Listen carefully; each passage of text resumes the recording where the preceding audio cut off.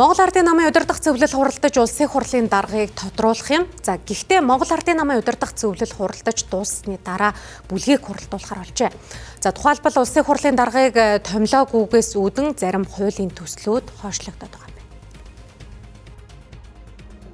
3 хоногийн өмнө Монгол Улсын ерөнхий сайдаар томилогдсон Монгол Ардын намын дарга учрал засгийн газрынхаа бүтэц бүрэлдэхүүнийг тодорхой болгох хэлцээ зөвшөөрлөцлийг төрийн ордонд идэвхтэй өрнүүлж байна. Тэрээр хүн намд хамтран ажиллах санал хүргүүлсэн бөгөөд ардчилсан намтай хамтрах хэсэг асуудлыг намынхаа удирдах зөвлөлөөр хилцүүлнэ гэдгээ илэрхийлсэн. Тэгвэл түүний хамтран ажиллах саналыг хүн намынхан удирдах зөвлөлөөрөө яг одоо хилцэж байна. Намын гинсэг ганц улгийн мэдээлснээр Монгол Ардын намтай өвсөж засгийн газарт хамтран ажиллах хэсэг эцсийн шийдвэр 2 цаг гаруйн дараа гарах товтой байна. Харин нөгөө талд засгийн газарт хамтрах намууд болон сайд нарынхаа бүрэлдэхүүний асуудлыг хэлцгээр Монгол Ардын намын удирдах зөвлөл өнөөдөр 16 цаг 30 минутанд хуралдахаар товлогдсон.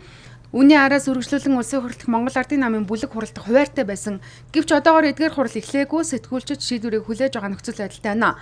Улс төрийн нөхцөл байдлыг ажиглагчид шинэ засгийн газрын бүрэлдэхүүн нь зөвхөн албан тушаалын хуваарлалт бус эрх баригч намын дотоод тэнцвэр мөн парламент дахь хүчний харьцааг тодорхойлох чухал шалгуур болно гэж үзсэн.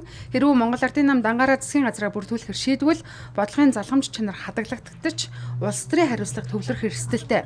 Харин хүн нам ардсан намтай хамтарсан өргөн эвслийн засгийн газар байгуулвал бодлогын уялдаа доктортой байдлыг хангах боломж нэмэгдэх хэдий ч дотоод зөрчил шийдвэр гаргалт удаашрал үүсэх магадлалтай гэлээ.